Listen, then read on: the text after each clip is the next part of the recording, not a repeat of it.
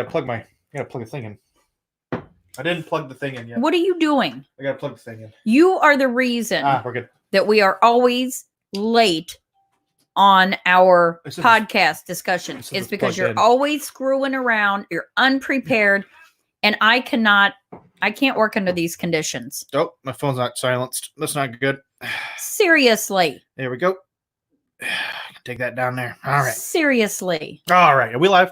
We are live. Why can I not see chat still? What's this issue? I don't even know. I don't understand. I used to have the ability to see the chat because I was excited because I felt important.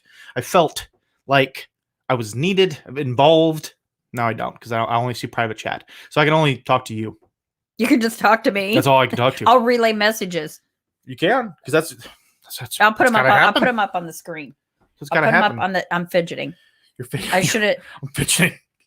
5 minutes ago, Alex says, "Are you sure you did?" Because we just recorded the narrative, the story for the podcast. Oh, that's not it. And so then we usually take like a 5-minute break, and then we'll start this live discussion with you guys.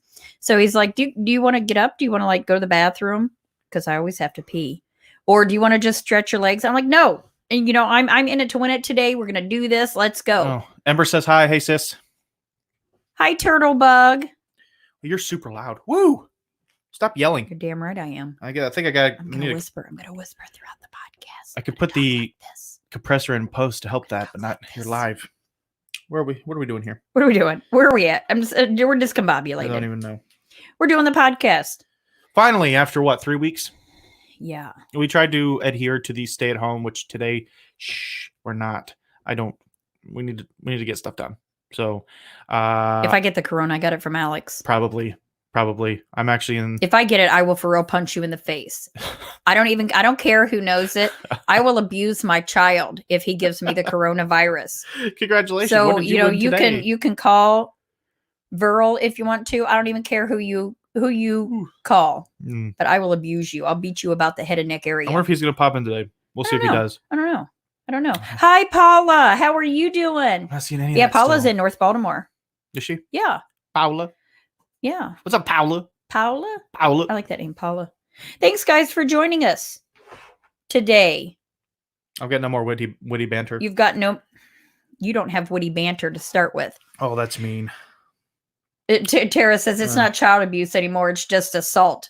Oh, who am I watching this from? I don't care because if he calls the authorities, I'll beat him again. I don't even care.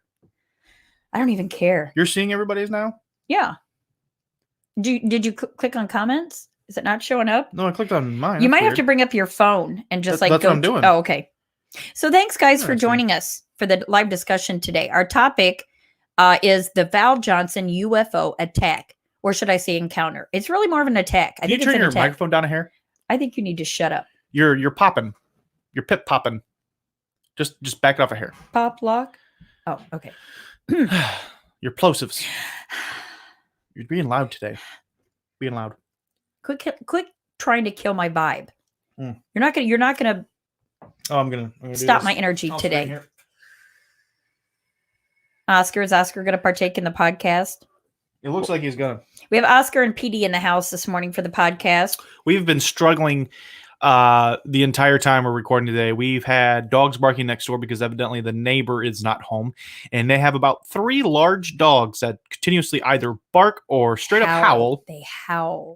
We also had some emergency vehicles go by. Hopefully that panned out. It sounded like we were in New York City, you guys. I'm not even lying. It was just crazy. Birds are happy to be out today. And then PD likes to run down the hallway, which is a linoleum hallway. So it's just like dropping tacks all over the floor.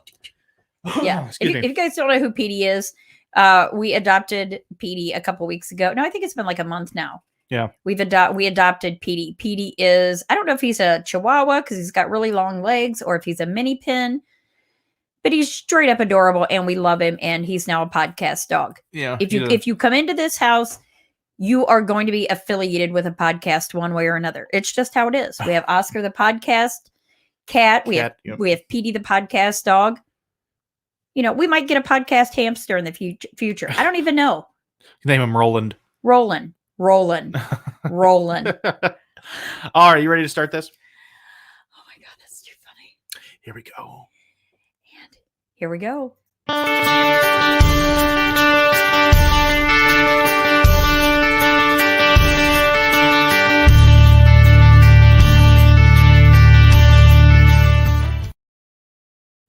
just snuck that right in there, didn't you? Yeah, I did. You Hey, just snuck it right in. are we there. back officially? It says my mic's muted. Oh, I know why. I'm done. Every time you do that, every time We can't hear the music, and you haven't changed no, the we music can't hear anyway. the music whenever we do our little intro music there, and It doesn't show up anyway. Yeah, well, it shows up, but we don't hear the music. We see the So image. you guys saw the music. Yeah, we hear the music. We see the image, but we can't hear the music, so it's just silent. And then whenever the feed pops back up, like, oh, there it is. So, Ember said yes, yay to the hamster. oh, okay, good. Sis wants a hamster. We'll leave that with Mom. Oops, Saxon said hi. Paula says, watch it, son. She might pop you. That's all right. I deserve it anyway, Paula. He does. And That's all right. Paula's my witness. So we're back Girl, again. You're my witness. We're back again. We got to reiterate how we've been gone for 3 weeks. I know I am very fervent on making sure we keep on a schedule, but with the obvious things going on in the world, we kind of seen it in a dire situation to maybe adhere to some of it. Yeah, then I got sick. I had an ear infection. You got sick with some miscellaneous stomach issue going on. Little stomach thing, and we're back again because I just can't follow rules. So again. Here we are in a house of 2 people. We are keeping 6 feet apart. That's how I prefer it with her anyway. So it's just normalcy for me. You see? Do you see what I'm saying? Now I call them as I see them. And so what do we got today? We got the Val Johnson UFO. I love this story. You labeled it an attack. It is an attack. What would you call it? An encounter. An encounter to me. You guys tell me, am I wrong here? An encounter means, okay, there was a situation. Right? But an attack that's pretty much self-explanatory. And this guy was attacked. Did you see the car? But if you get into a car accident, are you attacked via car accident? Is a car accident an encounter? Kind of. That's an episode. That's a situation. It's still an encounter. An encounter with another car. That's a kind of a broad statement, encounter. But an attack is pretty specific. Well, we're going to tell the story here, and we're going to let you guys decide. Is it a situation, option A? Is it option B, an encounter? Or is it option C, an attack? It's really an We'll attack. take a poll. It's an attack. We'll take a poll after. All right, so start us off here on the Val Johnson UFO attack. What happened? We are going to set the stage. Give us the skinny. We're going to set the stage. I like that. Give us the skinny. Wow, okay. 1979, northwestern Minnesota. I was 8 years old. Ooh.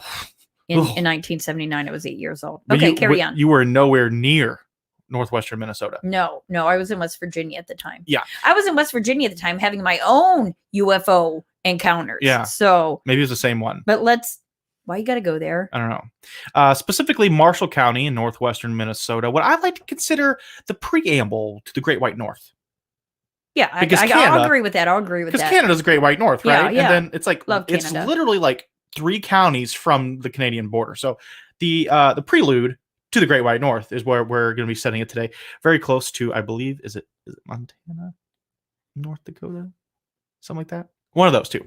I'm not even going to get into it because I'm pretty good at geography, and we're close with North Dakota, Montana. I think it's North Dakota. So 1979, Northwest Minnesota, our police officer, our person of interest, his name is Val Johnson, was on a normal routine. I would call it a beat, but for me, I associate a beat with the city. Like you walk a beat. Do you drive a beat? We went through this before in another episode. No, you can only walk a beat. Okay, so you're not driving a beat, so he's driving patrol. He's patrolling. Yeah, he's driving patrol. There we go. We'll suffice it. Patrolling at about 1:40 in the morning, graveyard shift, and he notices a light off in the distance. Why are you talking so fast? Am I talking fast? Yeah, you're like. I'm sorry. I literally want to jump up and run in a circle. Okay, and I'll slow down. Dial it back a notch. All right, we're gonna slow down. So he's about 1:40 in the morning. He's driving patrol. And I don't think that Warren County. Marshall County is I don't know if I want to say sparsely populated, but it's more of a rural. It's a lot of rural areas. Yeah. So he's out 1:40 in the morning driving the back roads, and he notices a light off in the distance, and it's a single light. So he is kind of concerned that it may be like a motorist with a single headlight. Yeah. So I imagine in 1979, as cool as people were, he would maybe just kind of find him and like, hey, you got a light out, go home. Yeah. Fix it, right? Nowadays, that'd get you like diversion. You have to go through counseling sessions. You have to appear in court 3 times. But no, he goes and he takes a left turn, he takes a right turn, he takes a left turn, try to get closer to this light. And before he knows it, He says that in maybe a stretch of 1.5 miles, it comes at him like instantaneously. In an attack-like fashion? Maybe he was just driving. Mm-hmm. The light could have been driving fast, whatever it was. I say driving just because it was flying fast. And joyride. Maybe they had a couple of, extraterrestrial brews, and they don't not notice it out in the middle of the country. And oh crap, here I come! But boom. Anyway, moving on. So he describes this light when it was about, like I said, about 1.5 miles away, as the best he could describe it. It would be like a foot across and about 3.5 feet off the ground, up until the point that it instantaneously teleported to him. It's going to be, he thought anyway, that it was going to be, again, this one headlight out vehicle, whatever it could be. When it came to that 1.5 miles, and it instantaneously came upon him. Like bum rushed him. Holy crap, Ellie Harvey's here? Oh my gosh, I gotta stop. I can't see Ellie. Hi, Ellie girl. Ellie is on my Facebook page. Hello, Ellie. I'm glad you made it. I'm starting to wonder if you were forced to make it before, with having to do with a self-quarantine thing. You leave her alone. She's got 2 babies she's taking care of. You leave Miss Ellie alone. But I'm glad she finally made it. We've talked about Miss Ellie a few times on this podcast. We love Ellie. She finally made it. Thank you, Ellie. What? So let's get back to it. So about 1.5 miles out, this light suddenly flashes toward his cruiser. Okay. The cabin of the car, the is it cabin? It's a cab, but is that cab? Yeah, the inside of the car. The inside of the car, vehicle. Totally illuminated. Filled up with white light. To the point of overwhelming Officer Johnson. Yeah. He loses control of the car and he passes out. But before he loses consciousness, he can hear the sound of crunching glass. Not shattering like you shatter a window, because automotive glass isn't made like that. There's usually like a laminate that tends to spiderweb it to help. Well, you know what? Yeah, 1979. Okay. Yeah, it's got that like safety coating over it, so if it won't explode, it shouldn't. It should just crackle and crack and stay within the confines. I've done the research for this, so I know what's coming. So I should have remembered that for a split second. I'm like, wait a minute, did they still shatter then? I don't remember, but I do remember. Bear with me. Negate that thought. And then he hears a crushing the glass, and then he passes out. About 2:19, dispatch gets a call from Officer Johnson, groggy, slow in his speech. Yeah, like he's out of it. Requesting assistance. And they asked him what was wrong, and he essentially says, I don't know, something weird, right? That's not a quote. Don't quote me. Something weird happened, and I need help. Yeah, so he was real disoriented, not, Yeah. Because he had lost consciousness. So, he was kind of coming back around and just like, Yeah. Oh, Ellie says, I'm always home, Clovis or not. So apparently she likes the Clovis people. Don't the Clovis people have the special type of, was it Flint head? You don't heard of this? I literally don't even know what you're talking about. Okay, I'll show you after. What the hell is a Clovis? Never mind. We'll discuss this later. If anybody out there is a little more academically minded, I don't mean to sound bad about that, but if you've watched enough History Channel, you may know about the Clovis people. Anyway, haha, Ellie, COVID. I don't like Clovis. How you said that. I'm not academically minded. Do you know what the Clovis people? No, strangely enough, I haven't ever heard of them. There you go. And you sound. But I am academically minded. I didn't mean anything by it. I will pick up a hammer and throw it at your head, keeping the 6-foot safe distance. I'm going to take 2 seconds to explain. I didn't mean academically minded by you. Please explain it for us stupid people. I literally said stupid at the same time. In that you find it interesting enough to be able to read about anthropology and stuff like that, and you don't get bored enough to put the book or show down immediately, because that tends to be normal people don't give a crap about that crap. So, where were we? I remember. So they sent the assisting deputy out. Deputy. Can't remember. I don't think I had a name on him. Yeah. But when he got there, he noticed that first and foremost, Mr. Officer Johnson's car was actually skidded half on, half off the roadway.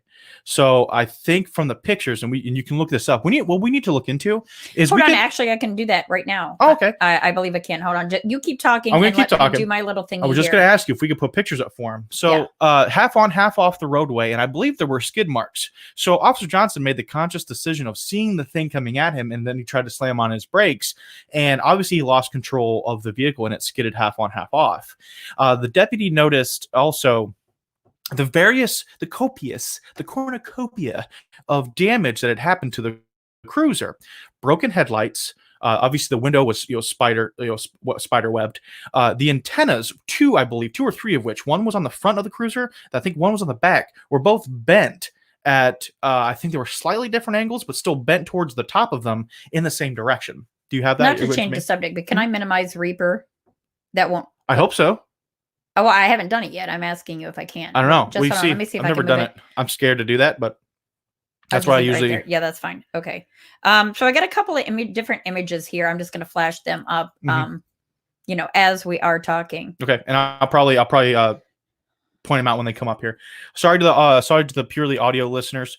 Again, if you want to get involved with this and see the extras, Saturday or Sundays, we usually put up on our group, Supernatural Tendencies Podcast on Facebook. Get involved. You can chat, and I'll shout you out, and I'll look like a dumbass right in front of you, and you can see my face. It's not great. It's not great, but it's fine. It'll do.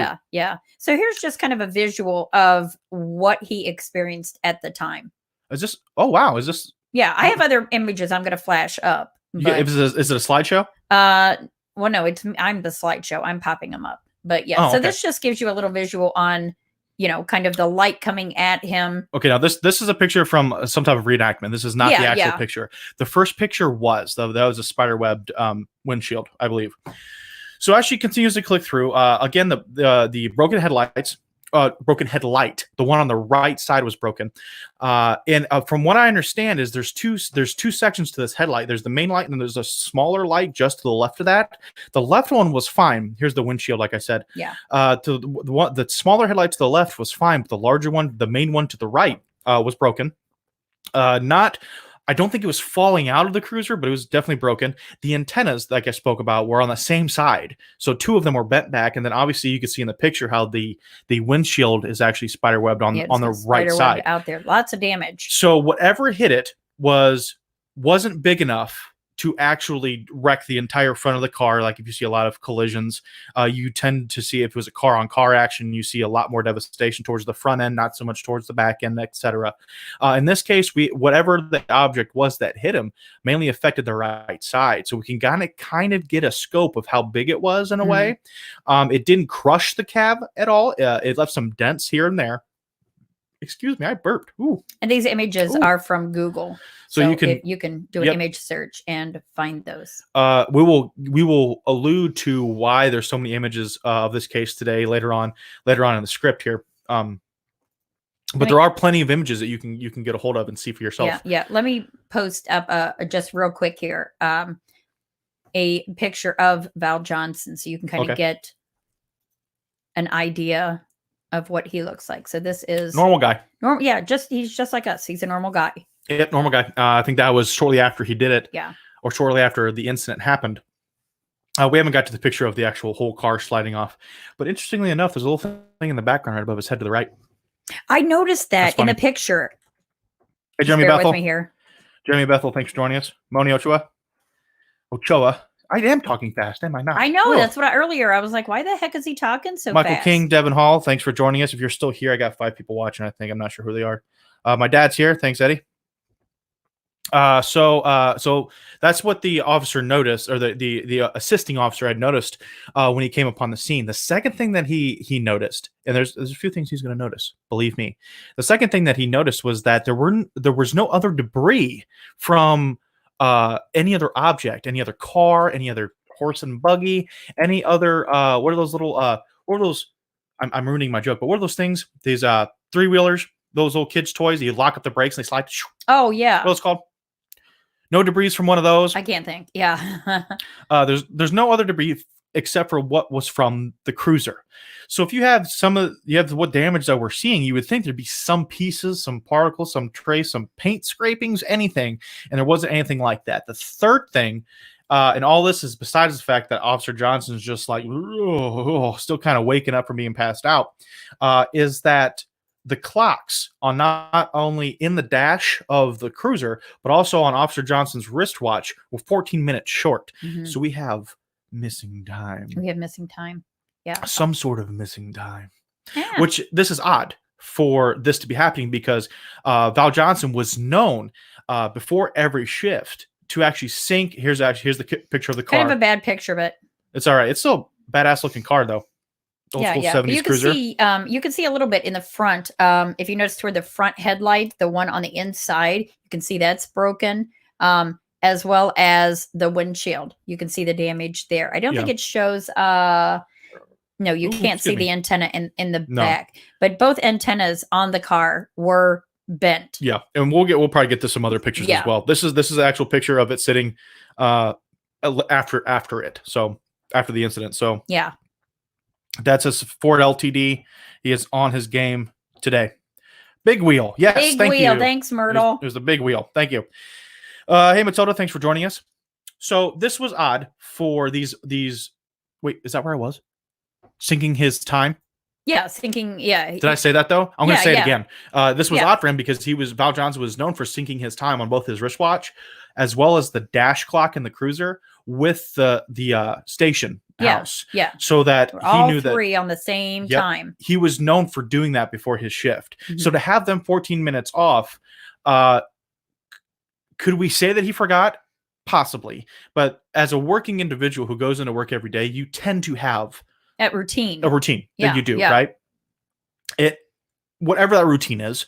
And a lot of us need that routine to keep in the groove of doing it. Yeah. So could he have forgotten? Sure, but it's kind of weird that this would happen, this incident, whatever it was, whatever you think it is, at least up until this point, or even at the end of this story, whatever you think it might have been, he forgot to sync his clocks, and it was 14 minutes off. So that's the thing though, is even if he forgot that day to sync them, to be 14 minutes off, when in theory he should have done it the day before, how many days of not syncing them would he have had to have done to make this theory plausible of him I thought that too. not doing it. So just lends a little bit more credence to the story that this was a purely odd happening. Whatever it was that hit him, in conjunction with his clocks being off, that he was actively known for syncing before he left on his shift. So we can move on. The ambulance was called to aid Officer Johnson. He, like I said, he was sluggish, shaky, groggy, in a mild state of shock. All this is okay. They were treating him and everything else. Jeremy Bethel says he was most likely former military if he syncs his clocks. Possibly. Yeah. Possibly. That's a good point. Or maybe he was trained by someone who's in the military. Regardless, he had the importance of the routine, which is very well important to people in the military or who were in the military. So that was a very good thing to point out. It's pretty cool. Where was I? Sorry. The ambulance came, and all those things could be taken as you just got into an accident. Most people would exhibit. The one thing that they had to treat him for that wasn't normal for you to treat any usual car accident victim or participant would be the inflammation of his eyes. He exhibited symptoms of what a lot of people would know as welder's burn, and we actually went a little in depth to kind of explain what welder's burn is in the script. If you do not know what welder's burn is, it's an exposure to UV light to your eyes. And we see it a lot with welders. Actually, there was a dude who I went to school with who actually got a little bit of welder's burn in the shop one day. Yeah, it's painful. And he said it was like having sand in your eyes. Yeah. And every time you needed to blink, but every time you blink, it'd be like rolling sand across the entirety of your eyeball. And so he had to actually end up going to the hospital. I think they gave him some drops and stuff. Yeah. I don't know if Val Johnson's case was this bad, because I think my friend's ordeal actually took a couple days to fully heal. Val Johnson's, I think, took like 6 to 8 hours or something like that. But regardless, in normal traffic collisions, you don't see that. So whatever it was that just enveloped the inside of the cab with the light before it smacked the patrol car, did that to his eyes. So it had enough intensity to make his eyes, burn. I always have to bring it up because I am the naysayer. If you're on drugs, your eyes get that red. Well, but you're not gonna have that feeling, that you've got sand in your eyes, and it's not going to last for. Technically, it's not going to last that long. Technically, he didn't describe his symptoms as having sand in your eyes. I'm trying to convey that as to what it feels like if no one's ever experienced it. But for him, if your eyes are just red, if I come in here and my eyes are really red, you go, man, your eyes are red. You wouldn't be able to tell exactly how it feels unless I told you. Yeah.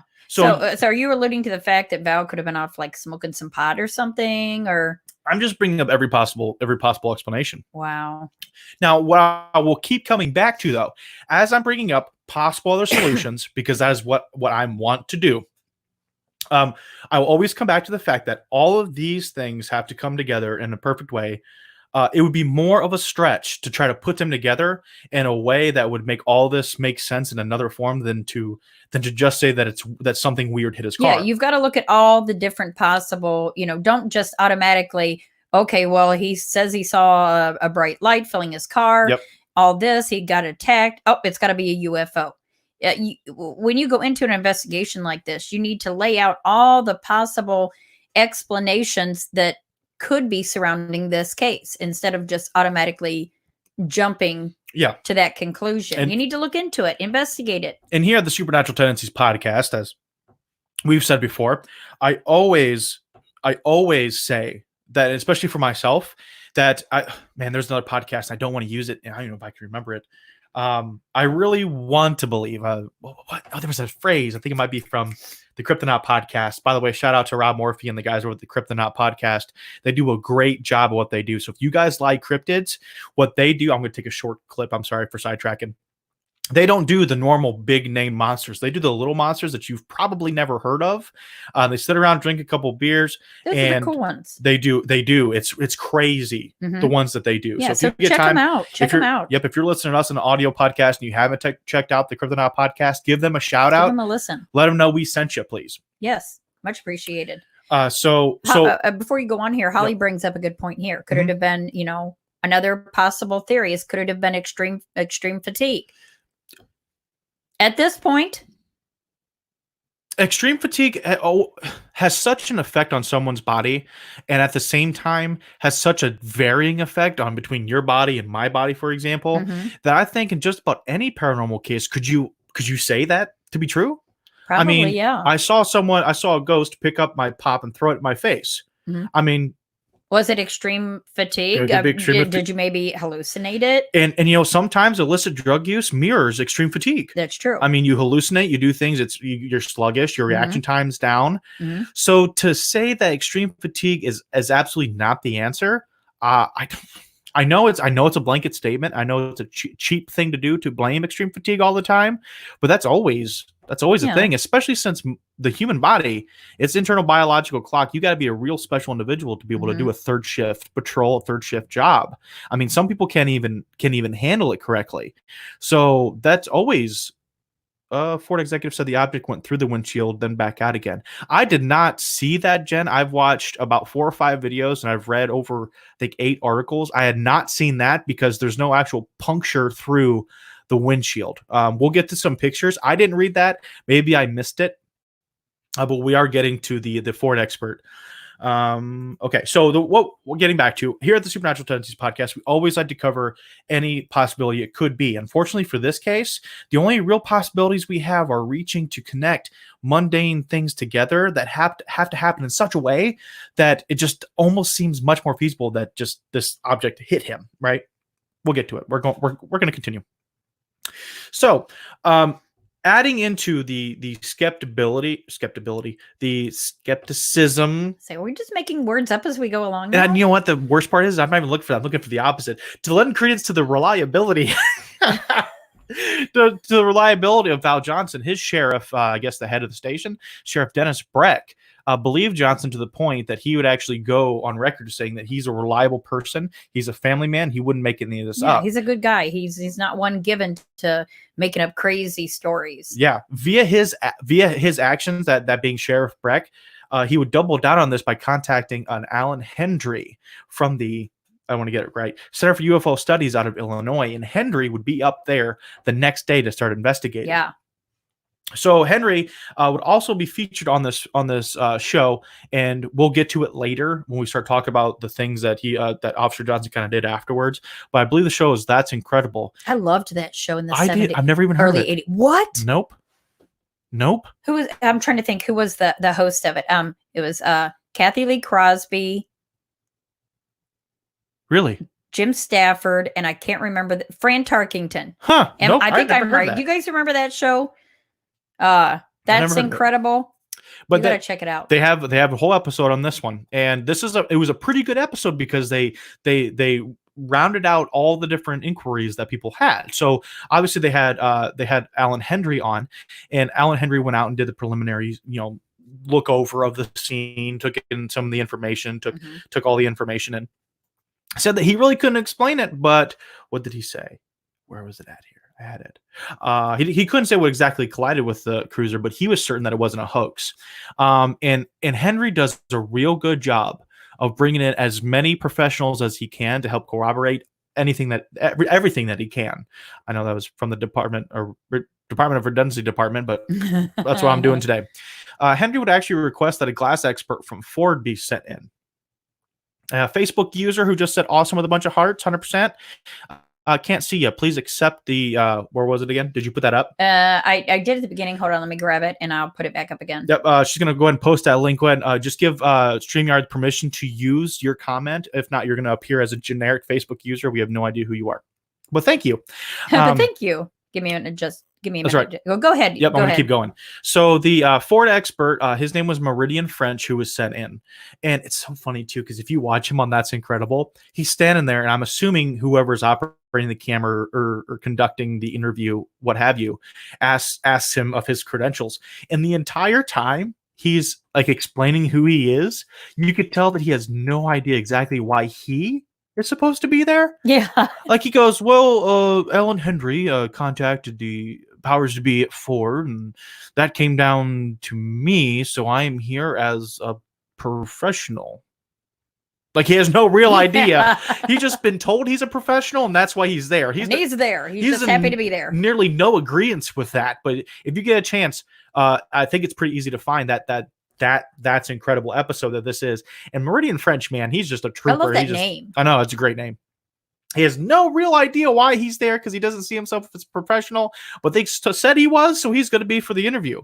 So he takes you through kind of what he sees, and what he sees is not exactly out of the question for normalcy. What he did say though is what he did was he would take like a tissue paper, like tracing paper, and he would trace out the lines from the spider web. And he said he's kind of seen this overall thing before, but what he hasn't seen is that the object that hit with what broke the windshield wasn't exactly the force that it hit. It actually bent the glass to the point of breaking.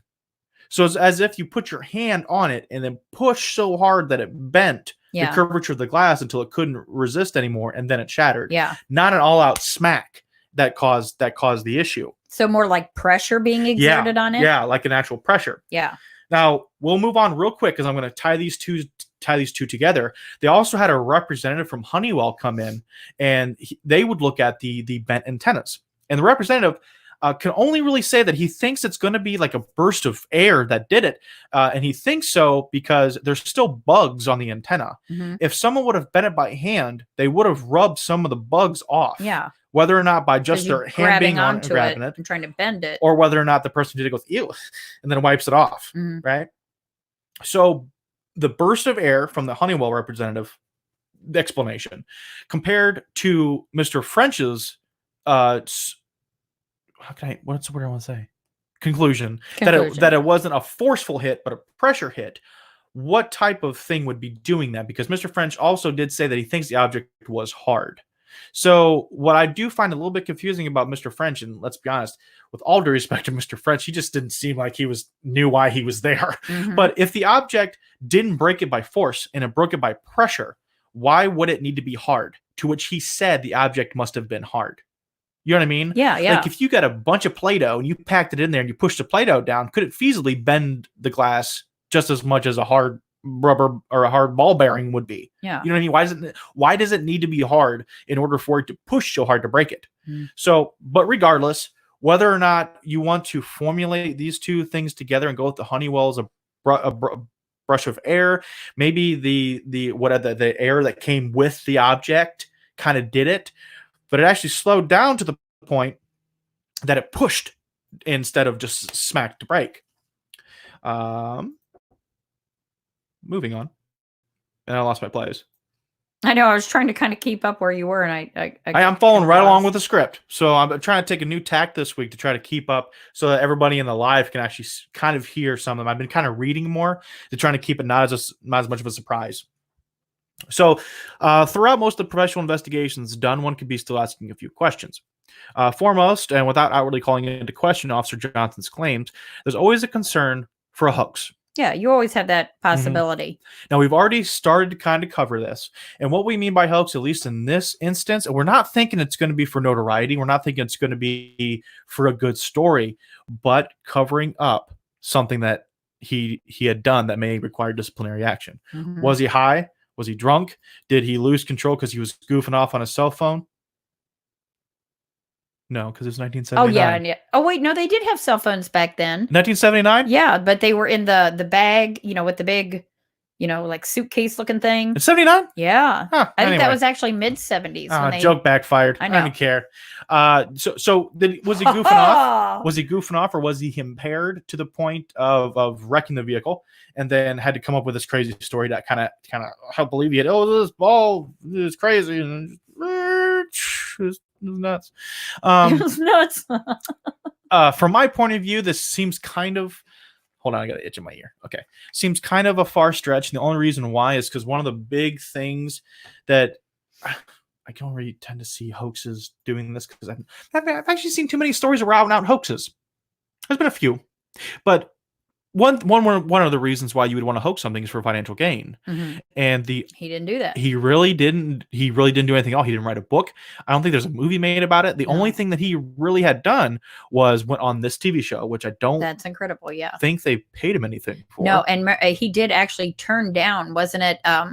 For the National Enquirer. Yep. He turned down $1,000 offer to go under hypnosis. Yep, just like the Stanford, Kentucky. I was just going to say that. Yeah. You remember what year that was? I believe, if I remember right, the Stanford, Kentucky 76? Abduction was 76. That's close. It's close. Yeah, it's around in there. 76. I think it was 76. And I think they did. They did. There were 3 women in Stanford, Kentucky who kind of, their car wasn't attacked, but we did a podcast on that. So if you want to hear more about this story, go check that out. I think it was a couple episodes ago. Yeah, it was a couple episodes ago. Hey, Jamie Decker, I love your face. They were, being pursued by this UFO, and then ended up doing hypnosis and uncovering that they were taken aboard the ship and, all this other stuff. So, a lot of cases, or a lot of similarities between that case and this case. Oh, we got some do-gooders here that have access on Google. Both Jeremy Bethel and Edward Romero say mobile phone was invented. One says April, one says May. So my joke was terrible. I'm sorry. And thank you for the clarification. But yes, he did turn down the $1,000 offer to go under hypnosis for the National Enquirer, but he did take up that's incredible. For that piece. That's I think to just kind of not to get financial gain, but just kind of tell his story. Mm-hmm. Tell his story, maybe get it off his chest. And I don't know, maybe a little bit of hoping other people, that may have had experiences would come forward. Yeah. Now, for the next year after the incident, the Johnsons' home phone would not stop ringing, with people who wanted to talk about it, with people who wanted to interview them, with everything having to do with the case. This case did go nationwide, which the overall coverage of it, I'm sure him going on That's Incredible didn't help at all. Because that was a popular show back then. It was really popular. I need to look it up and actually go over all of them. Yeah, because they did a good job, big. in my opinion. I'm trying to think what would be like comparable now, but it was a big deal. Like people tuned in at 8:00 every Wednesday night. Oh, That's Incredible's on. And they had like a studio audience. It wasn't like an Unsolved Mysteries where it was a narrator. No. They had a live audience, and they would do also a lot of like I don't know, just like dumb things like, oh, we've got this. It popped into my head. I got to say it. We've got this tiger trainer. Oh, yeah. We're not even going to go into that. We're not even going to do it. But you know what I mean? Like they would just do stuff like that live. And just real quick here, Myrtle brings up a good point.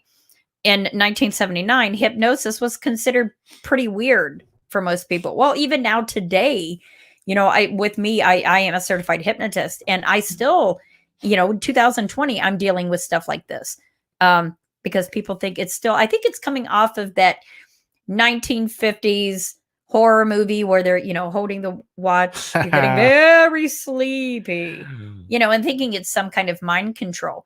But he didn't. He decided to not. He did not do any type of hypnosis. I don't know. Was it because of that, with that whole, Well, or did he just not want to know what might have happened that night? Some people just don't want to, I don't want to know. I'm happy just not knowing. oh well, I'm sure that being in the location that he is, from the area that he is, it seemed kind of nonsensical for him to do, and he just didn't have a seem viable solution to him. Again, regardless, him going on That's Incredible probably didn't help all the phone calls, and it ran his wife ragged.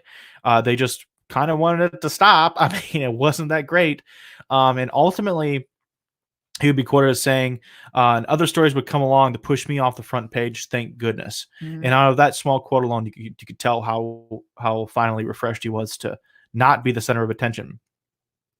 He would later go on to become a deputy. Oh, sorry, deputy. He would take the chief of police job in the nearby town of Oslo, Minnesota. In 1982, I think I read in one article, he'd be hired to form the Roseau, Minnesota Police Department. Yeah. He would actually lose his job not long after due to a funding dispute. He would go on after that to become a security officer at the Twin Cities Mall, and then a friend would get him a job answering customer service calls for 3M. Johnson would later be stated as saying, once you're chief of police and then get fired, you're unhireable, which is unfortunate. Yeah.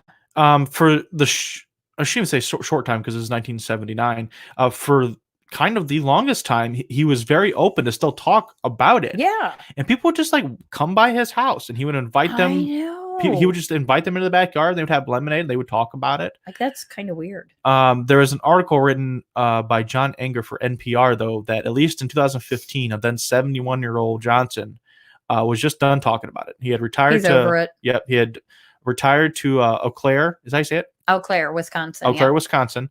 And he was just done talking about it. Yeah. Well, apparently he talked to John Enger to say that he was done talking about it. Well, yeah, but I'm sure, after all this time, he's probably, I'm sure he had people, come to him and just, sincerely want to know what happened from the man that it happened to. Mm-hmm. But come on now, that he probably had quite a few instances of people saying, oh, you Val Johnson, you're crazy. Yeah.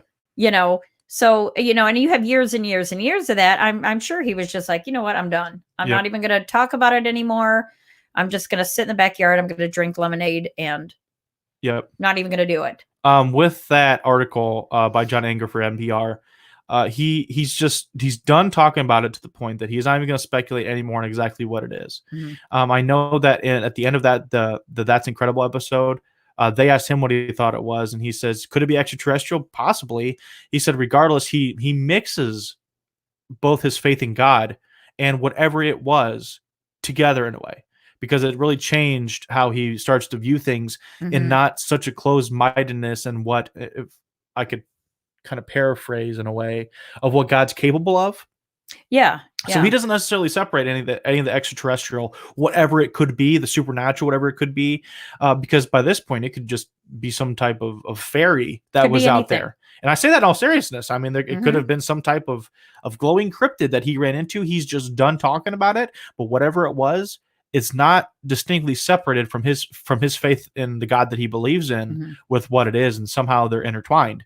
Now, as for whether or not that God sent him that thing to happen, that situation to occur, he's just kind of done talking about it. He doesn't know. Yeah, exactly. And I think that's true with a lot of people that have had some type of intimate UFO experience like that, alien abduction, is you have that where you feel clashed. What your belief is, or what you've been, you've grown up believing, and then you have this instance or many instances that happens, and you're like, the sense of being conflicted is just crazy strong for more than one reason. Yeah. So that's something that a lot of people who have had these experiences, they struggle with it.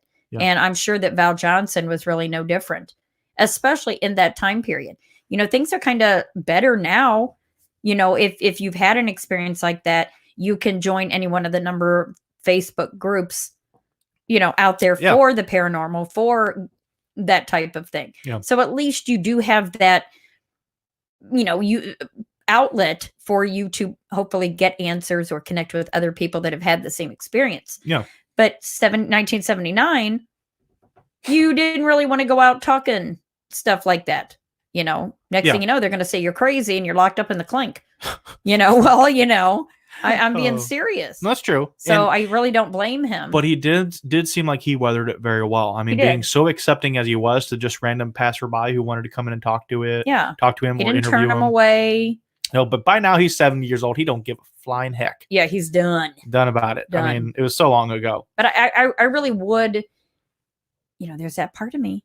I really would like to, talk with him and, convince him to try hypnosis. At 71 years old, I'm sure he's probably like, yeah, get out of here, crazy lady.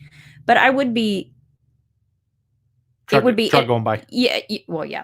It would be interesting to know what could be uncovered from his memories of that night. Yeah. But understandably, and that's his right. He doesn't. Just leave him alone now. Yeah. Leave me alone. Yeah. I don't want to know. As opposed to a lot of our stories, which you guys could probably get an assumption from our pictures earlier, unlike some of our stories where you just hear us talking about it and you can go read these articles yourself, you can watch these videos yourself, this case is different in that you can actually go and see the police cruiser. Yeah. At the urging of then Sheriff Breck, the authority over Val Johnson at the time, to not have the vehicle repaired and to be kept, they kept it in the same condition that it was in. They left all the damage involved. You can actually go to, was it the Warren Historical Society's museum in Northwest Minnesota, and they actually have it there. Now, I don't know if they have special events that you can come see, or if they had just have it set up in like a museum that you can see at any point in time. But they do allow you to see it, and you can come look at it and gawk over it and take it in, and it's all its mysteriously damaged glory. Yeah, something else that it just kind of popped in there. I wonder. I've never seen where they've done tests or anything like that. Maybe they have, but I wonder if they ever did tests to determine if there was any residual radiation on the car. Yeah. Did you find? I've never seen. I didn't anything. see one lick of that. So that would be interesting to note. Yeah. Yep, I didn't see any of that. Going back to, I can't remember who it was talking about something that came in the windshield. With doing those, Holly. Was it Holly? Holly's coming. With doing the writing on the windshield itself, I don't remember ever hearing Meridian French talk about any type of actual penetration, and that's why I say in all the research I did, I didn't see that. In that case in point would have been if it pushed into the point of breaking. To me, there wouldn't be any pinpoint hole that there had to have been for us to miss in these pictures. I mean, you can see where like the general damage was, but to have a hole so small to go through to come back out, I didn't see that. So maybe that's something I missed. I try to do research the best I can. But that wraps up the story. Super cool. Super cool. Yeah, that wraps it up. Story. But yeah, I really enjoyed this. It was a good story. One. Yeah. I hope you guys enjoyed it also. I thought it was going to be kind of short, to be honest with you. Whenever we do topics, we kind of usually just throw them up on stuff that we find. Like, oh, that's a cool topic. Let's do this. And then we'll kind of like delve into it a little bit. And then sometimes it's not really, there's not really a lot of information on it, or we can't really do a deep dive on it. So sometimes we have to table it for the time being. Other times, like the Ohio River Monster Extravaganza, we piled 3 into one. Yeah. We actually had one the other day that I had to tell you that I'm not sure if we're going to do was it the Bunyip? The Bunyip. The Bunyip is on a Australian cryptid, and apparently it's like the Bunyip over there is like Bigfoot here. Yeah, but see, the problem is all the research I was doing, I'll have to take a second look into it, but there's no like real first-hand sightings of the Bunyip. It's all just like folkloric. Like a legend. Yeah, folkloric legends. I think we should still do it because like I said, in Australia, that's a big thing. Yeah, but I don't know. So if anything, we should do it for our Australian listeners. If we have Australian listeners and you want to show done on the Bunyip, I have seen them. You email us at Supernatural Tendencies Podcast at gmail.com and let us know you want to hear it, because honestly, I can't find any firsthand accounts of encounters with the Bunyip. It's all supernatural legends, and I don't know if we want to delve into. Well, hold on here. I'm going to one up this one. If you are one of our Australian listeners and you are knowledgeable, with this folklore of the Bunyip, and you would like to be on the show with us, could we do an interview with somebody where they can tell firsthand? We can probably do that. And add that in. I think that would be super interesting. All right, yeah. I mean, We can So do that. if you're interested in that and you are one of our Australian listeners, message us. I'm not sure if the bunyip goes into New Zealand. So It might. if you're a Kiwi In that as area. well, if you're a Kiwi as well, and if you know of any stories about the bunyip, then you could let us know too. Yeah. I don't think we have very many Australian listeners. We may, so if you know anything about the bunyip, if you don't want to be on the show, we understand. If you have any articles or any eyewitness accounts that you know of, I couldn't find any. I mean, I did like a 2-day research on it, and it was just constant, just legend stories from like Aboriginal stories and stuff like that. And I don't know if we really want to get into creatures of purely myth and legend. See, I'm torn on that because, here Trista says, that she has some friends in Australia that she can ask. There you go. That'll work. Super cool. Thank you, Trista. Yeah. See if you can do that, because I think that would be really cool. But, I'm really fascinated with those stories, the legends, the folklore from the Aborigines. Did you know that the Aborigines are actually the oldest civilization, or whatever you want to call it? No, I've never heard ongoing. Of that. Yeah. Continuously.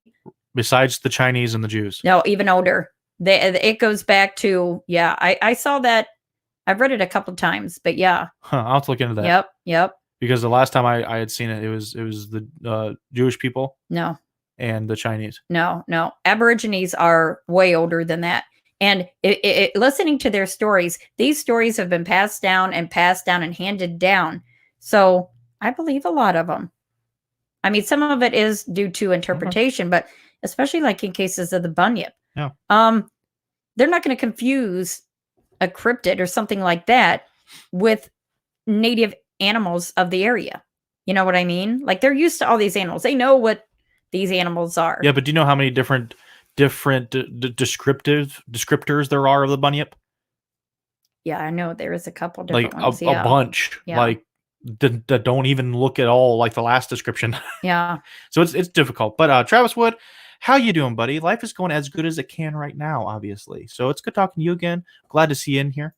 Thank you. It's been too long since we last talked. But I hope you're doing good as well. I think that's about it, though. Thank you for everyone who joined in. We are seeing still an uptick of listens, and we want to thank you for that. If you're listening throughout this stuff, we're on a bunch of podcast promotion groups, and unfortunately, we're a lot of people in there are seeing a lot of dips in their numbers. We are thankfully not seeing any of that, and we're glad to keep having people listen. We've topped numbers consistently month over month, and we appreciate it so much. We're hoping you are enjoying listening as much as we are enjoying making this for you. And again, we do apologize for not coming back